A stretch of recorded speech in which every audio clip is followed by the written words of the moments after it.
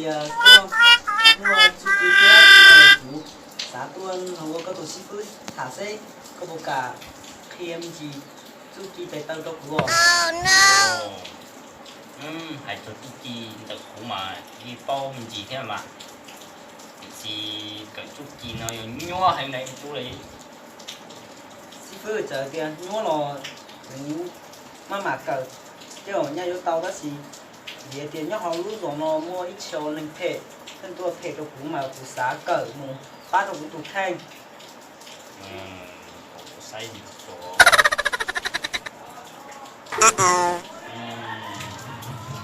cái gì cũng sai nhận đâu mà có ít tu có cô vẫn dùng thì họ muốn thể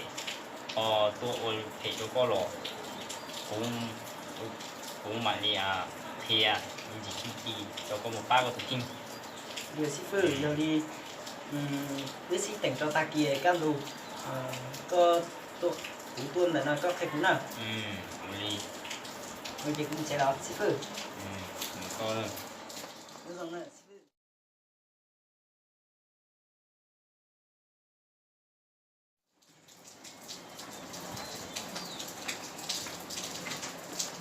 sĩ phứ của tôi là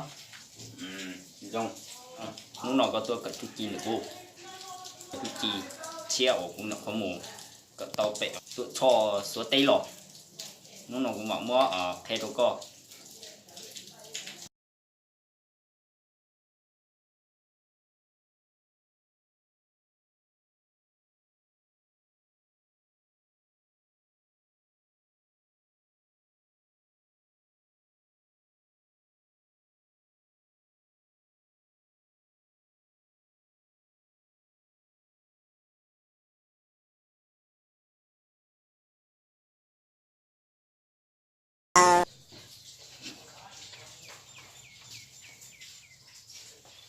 sĩ phứ cho xua nó cá cơ rồi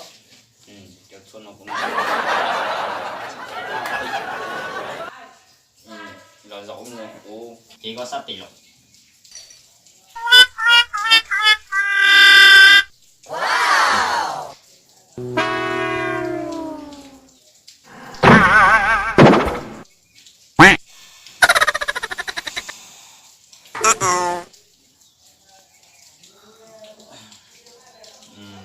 đi nó hết tàu được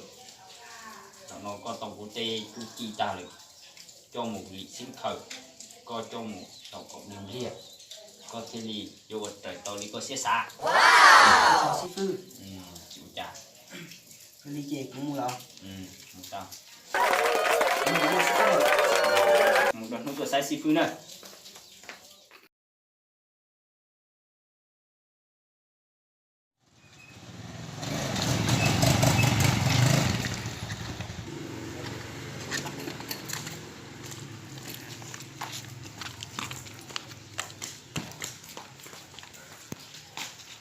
tôi là không hiểu Còn thì học tao nhân gì? không hiểu lúc ý cũng vô có tao chúa đi bên không thiết thì đi ta cho siêu cũng vô đó nè cũng thiệt tao ta đi làm Còn của ba thì nó cũng khỏi nhanh rồi nè. đi làm Chứ ở đây thâu lớn à? Đúng thì một con xinh chỉ muốn nhận trong túi xì đi. Nó gì chua đấy.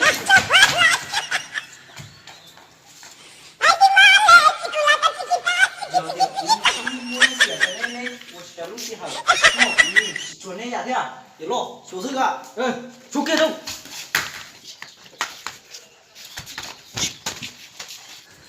Nhưng mà lấy nó chào tao lử đi. Hiệp ngoại chùa xô. đấy cái tiếp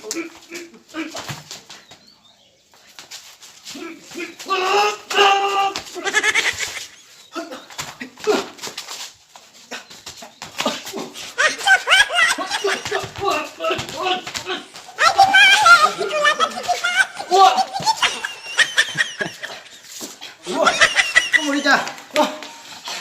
Hình như nó, hình trong rồi, một lý do.